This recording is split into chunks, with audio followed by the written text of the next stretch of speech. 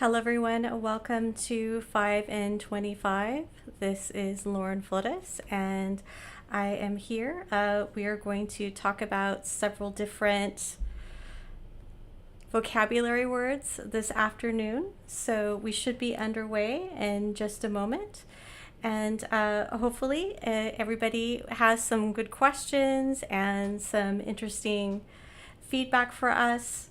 So we will get started in just a second. I'd like to quickly introduce my colleague Lily. She's going to be also our moderator. She is hanging out on chat. And so if you have any questions, you can check in with her.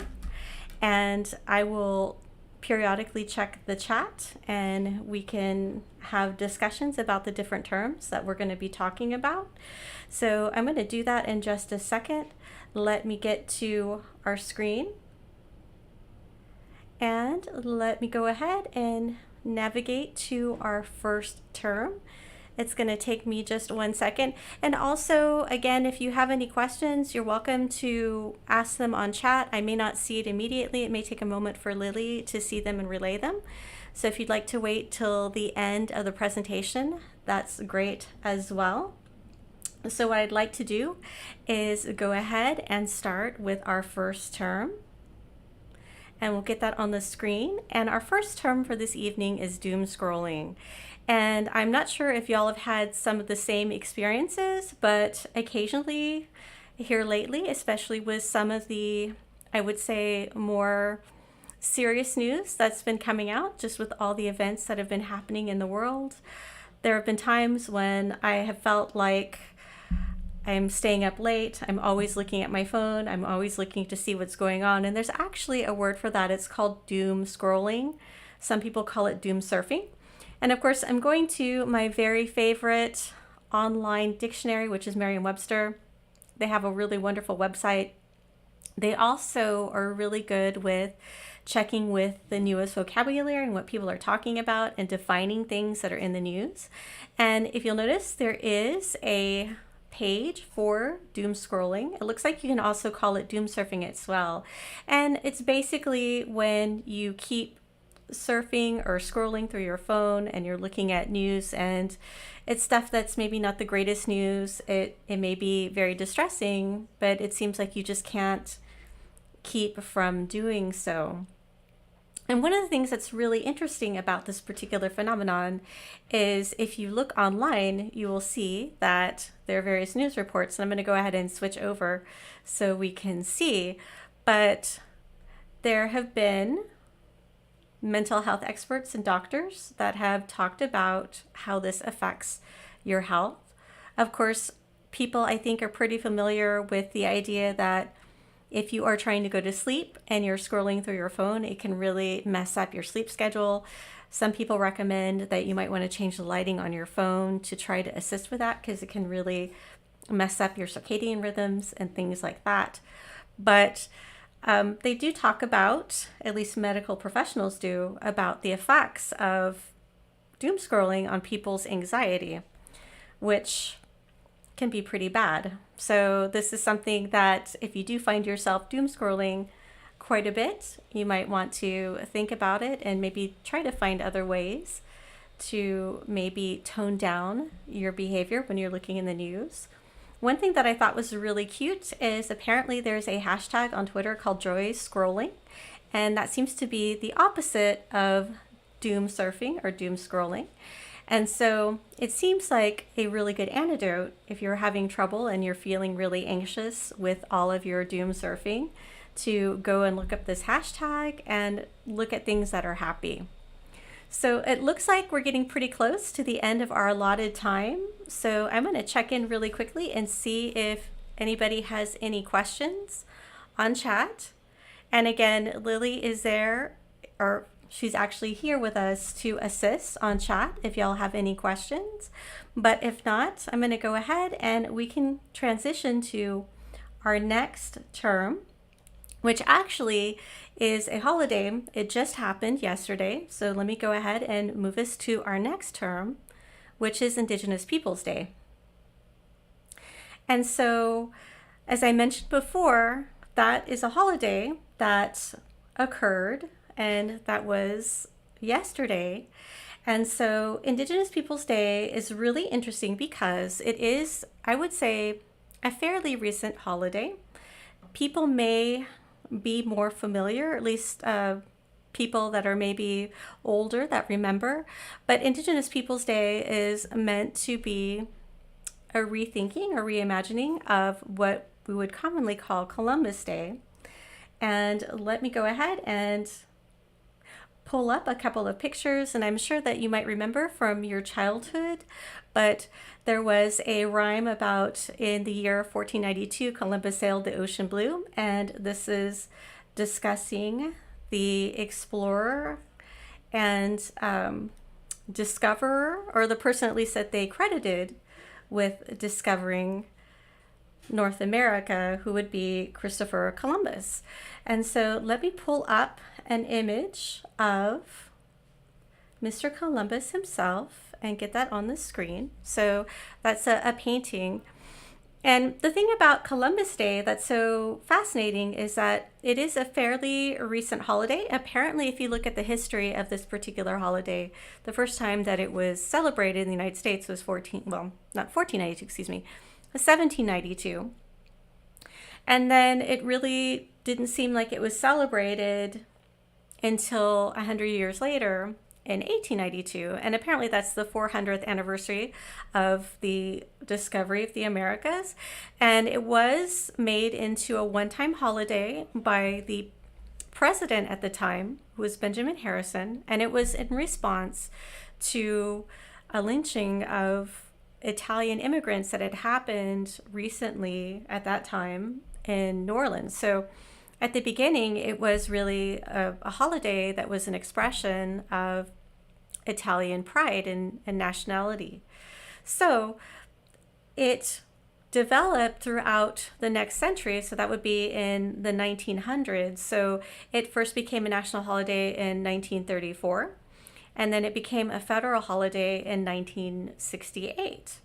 And so as our understanding of colonization and the impacts that colonization had on the indigenous population, which to define that would describe the people that were here in North and South America and Central America before the European settlers arrived. So some of the terminology that people have used to describe the people that were here originally, the original inhabitants, have been Native Americans.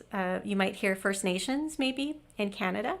So Indigenous people is also another term to describe this group of folks that were here and resident in the Western Hemisphere before colonization.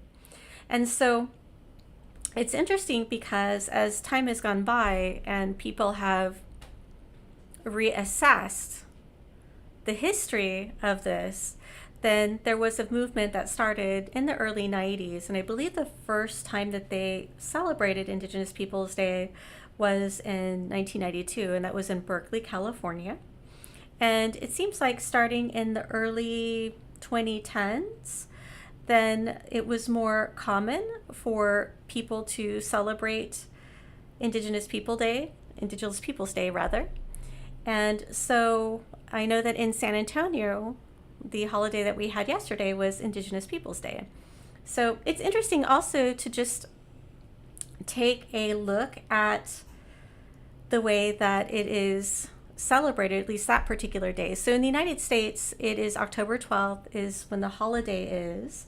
But in other countries, they do have versions of this holiday.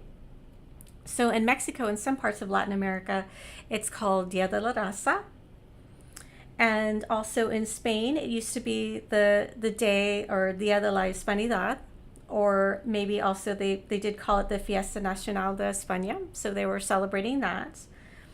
So it looks like in Belize and Uruguay, they call this holiday the Dia de las Americas.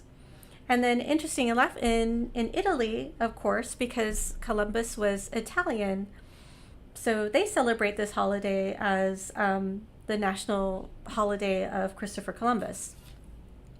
So it's a really interesting history of a holiday that keeps evolving as time goes on. And it's more and more common for people to celebrate Indigenous Peoples Day as opposed to Columbus Day.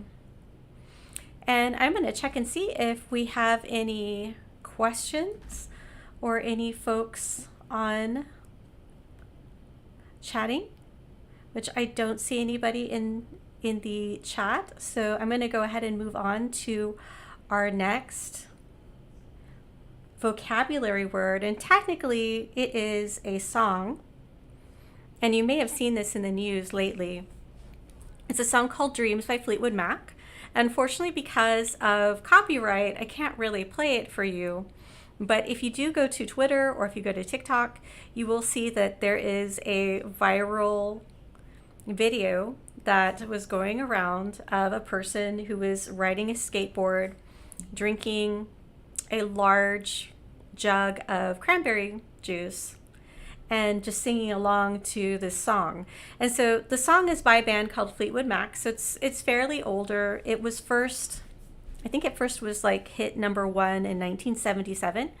And it has spawned a lot of answering memes. And so if you look at the image that we have posted on the screen right now, you'll see the original person that posted it is on the right-hand side. And on the left-hand side, that person is actually Mick Fleetwood, who was the leader or founder of the original band. And so he did a short video where he was copying the original poster. And so there have been a lot of people that have been copying it. I saw that there was one, I want to say it was Jimmy Fallon, that had done a version. So it's just something that seems to have caught people's attention, and people just think it's interesting and funny. And just to show you a couple of things. So because of this particular meme, it made the song actually become popular again. So if you look, and I'll go ahead and show you, and this is last week, it may have dropped, of course, because generally when memes happen, they're very topical and they usually last a very short period of time. But you'll see that on the list of number 1 downloads, Dreams by Fleetwood Mac was number 1. And so just to kind of put it in perspective, let me show you the last time that Fleetwood Mac, this particular song, Dreams, was a number 1 hit was in 1977. And you'll see that this is a screenshot of the Billboard Hot 100. So this was back in the days when it was mostly video, well, not video cassettes, actually cassette tapes and vinyl, and maybe even 8 tracks. So the other interesting thing about this particular song is that there are some, I don't know, I want to call it, it's not really rumors, but there's a story to it. There's a story behind it, rather. So I did pull up the lyrics because, again, I'm not really able to show you the song because I can't really play it because of copyright, but at least we can show you the lyrics. So let me do that. It'll take me just a second, and I'll go ahead and pop into the frame here so I can show y'all. But let me see. So if you look at it, what was going on apparently with the band is one of the singers, Stevie Nicks, who's one of the main singers in the band, was in a relationship with Lindsey Buckingham, who was also in the band, and apparently they were having a breakup. So in essence, the song is really a breakup song. And the story goes that one day Stevie Nicks was trying to process the breakup. And so she went into the adjoining studio where the band was. And I think it happened to be belonging to that other particular studio that she went into, apparently was belonging to another famous singer of the time named Sly Stone, the Family Stone, excuse me. So she went in there and she just composed the song kind of as a way to process her feelings with what was going on. So again, there's a lot more about the song if you're interested in actually listening to it or finding out more about it or the album itself. There's tons of information, but I just thought it would be interesting for us to talk about this backstory since it is in the news and it seems to be all over the place. People are listening to it. Some people are just hearing it for the first time. So with that being said, I'm going to go ahead and move to our next term. And this term's a little bit different. This is a moderator, and it seems to be popular because, of course, we just had a few debates with our presidential and vice presidential candidates. And according to Merriam-Webster, which again is one of my very favorite sites, a lot of folks were curious about what that particular word means. And so there were a lot of searches that were happening with that particular term. And so I'm going to go ahead and show y'all that really quickly so you can see what I mean. And apparently there was a huge amount of people that were looking at this particular term. And the interesting thing about this word is it does have several different definitions. And so the very first one is the one, or at least the context that we were using it in, or at least the folks that were searching for this term. So generally with political debates, there's always a person that stands nearby. They're kind of like the referee of the debate because, of course, a debate can get pretty raucous. People can be very loud. People can get excitable. Sometimes people will talk longer than their allotted time. And so in general, the job of a moderator is for a person to preside over the debate. They may be the person that's posing the questions. They're definitely keeping time. If people get overly excited during the debate, they may step in and intervene. They may either cut off the mic or otherwise stop a candidate or one of the debate participants if they get too rowdy or if they talk overly long. And so there's some other sub-definitions if you look at the Merriam-Webster entry. So it could also be the chairman of a discussion group. It could be a nonpartisan presiding officer of a town meeting. It looks like it also has like a church-specific definition in terms of Presbyterian governing bodies. So the second one, I think, where it says one who arbitrates, I think that that's also another key part of the definition of this particular word. And it's interesting, you may have noticed when I first began the stream, I did mention my colleague Lily, who is serving as a moderator. And so you may see this word in online streaming and or maybe gaming contexts. It really kind of depends. In that case, it will be something like if you're doing a type of stream or online performance, you may have a person who's assisting with the conversation, because especially with a stream or something like that, when you are communicating both live on video, and then also you may have folks that are in the chat room asking questions, you do need a person that's a type of intermediary. Sometimes in that context, a moderator is a type of guide. They may even be more like a co-presenter. And so you may see some of that as well.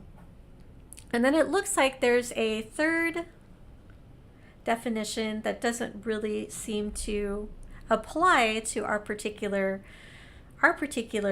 situation that we're describing. And that looks like it's more science-based. So it's actually a scientific term, which is something that I'd never heard about. It's a substance that is used to slow neutrons in a nuclear reactor, which is really interesting. But I did want to show you a couple of interesting tidbits before we move on to our last term. And I've got a couple of images, so let me get those pulled up so y'all can see them. And let me get that pulled up on the screen. So the first image is the debate between Kennedy and Nixon. And I believe it's the first televised debate, and you'll see that there was a moderator. So you'll see like the two candidates, they're standing there on the stage, and then behind them is the person. And actually, I think I got it wrong, and I'll go ahead and walk that back, and please excuse me. I believe the people in the front are actually the moderators. And I think for this one, if I remember correctly, there were 4 of them, which that's something that I don't think I've really witnessed. It reminds me more of a game show, but I think that possibly if it's a really high stakes type of debate or event, there may be more than one moderator. It seems more common that there's really only one, but that's just kind of interesting to show and compare and contrast with maybe the debates that we've seen in the last couple of years. And then let me also show you this other image, and I've got it kind of hidden, and this is just, it's a stamp. I don't know that there's any, like, I really had a hard time finding images of President Lincoln and his opponent debating. And so, but there's a commemorative stamp, and my understanding is in the history of debate that oftentimes there was not a moderator and people would get really, really excitable. It's also really interesting too to see some images from the early part of the 1800s and maybe even in the 18th century. So like in the 1700s, of people actually getting on top of like a tree stump and having speeches. And so that's where we get some of our terminology when we talk about, you know, being on the stump and giving speeches. That's where all that comes from. And apparently there were debate clubs as well in the 18th century in England. And so some of the rules that we have for debating comes from that particular part of history. So anyway, again, if you have any questions, I'm going to circle back in a moment. We are getting really close to the end of our time, so I do want to move on to our next term. And so let me get that all set up. And this one is a bit of a flashback. So we did have a little bit of flashback also when we were looking at our Fleetwood Mac, which is really, really a bit older. But you'll see that there's a big picture. And so this was in the news, I think, last week. And unfortunately, one of the celebrities that you may recognize from some of the classic movies of your childhood or young adulthood, Rick Moranis, he was assaulted in the street last week as he was just walking. And the way that they characterized this assault, because it was an unprovoked assault, and it was called what they call a sucker punch. And so apparently that is slang for an unprovoked punch, and sometimes it can be actually fatal, especially because you're not expecting it. And if someone strikes you in your head and you're not really able to defend yourself, it can actually cause a lot of serious damage and even result in fatal outcomes. So this picture is from Rick Moranis in a movie that you might remember. It was called Honey, I Shrunk the Kids. And he was also in some other famous movies as well from the 80s. So if you've seen Ghostbusters, the original version, he was in that one. And let's see, I'll try to find a little more dignified picture of Rick Moranis. So let me get that pulled up. Because in this one, he does look a little weirded out. He tended to play, I think, I would say maybe nerdy characters, perhaps, might be a good way to describe it. So that's a picture. And then also, and this is even older, but he was also in a famous Canadian movie called Strange Brew, which is kind of an odd comedic retelling of Hamlet. And so it's got like a lot of slang and atmosphere that's really specific to Canada. In case you're interested, if you want to look that up. That's just an image of him at the Oscars. And I did pull up the definition of sucker punch. And I mean, you can find that. There's some other words that they use for it as well. But I did pull up Urban Dictionary, just for a change of pace. But again, this is the top definition: a punch that takes someone by surprise, coming from out of the blue. There was a little bit of confusion because there was a movie that came out, I would say about 10 years ago, that was called Sucker Punch, and it was more of a fantasy movie. So if you do decide to go and look up more information about this term, you might see a lot of imagery from that. It's kind of, that particular movie is loosely based on Alice in Wonderland. It has a lot of really interesting, I would say, anime influenced design to it.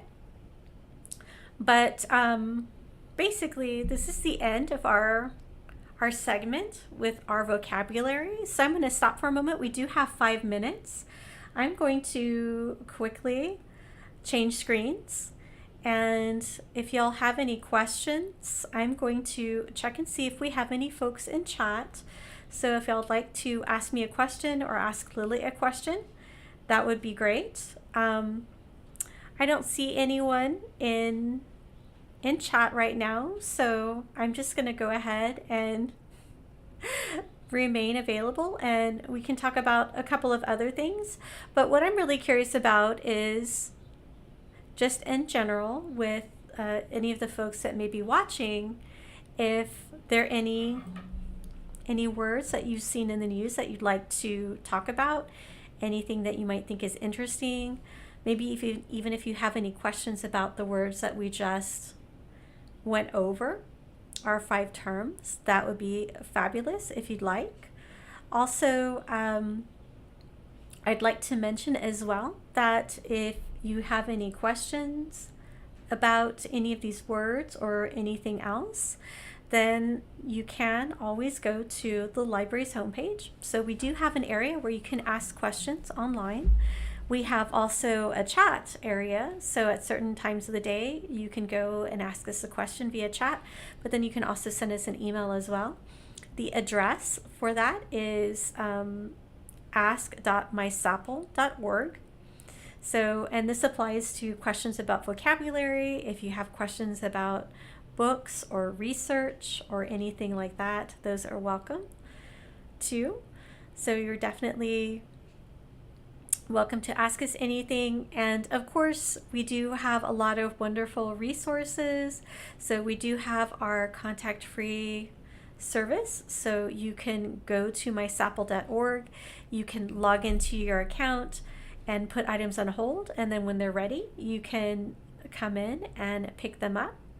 If you have questions about that service, of course, you can ask us via chat. You can also call us as well at 210-207-2500 and just ask us questions about that particular service. We have a ton of items that are online as well, so you're able to access those without having to put things on hold if you'd like instantaneously. We have ebooks, we have audiobooks, and we also have some videos as well. And so it looks like we are getting to the end of our stream. So I'm going to take one final look to see if anyone has any questions. And I don't see anybody in chat or online. So what I'd like to do is just go ahead and thank everyone so much for attending, and I hope to see you next month. And again, if you have any questions, please let us know. And also, I wanted to sign off in a second and hope everyone has a wonderful evening, and thank you. And also thank you for our wonderful moderator, Lily. So I will see y'all later. Take care and talk to everyone soon. Good night, everyone.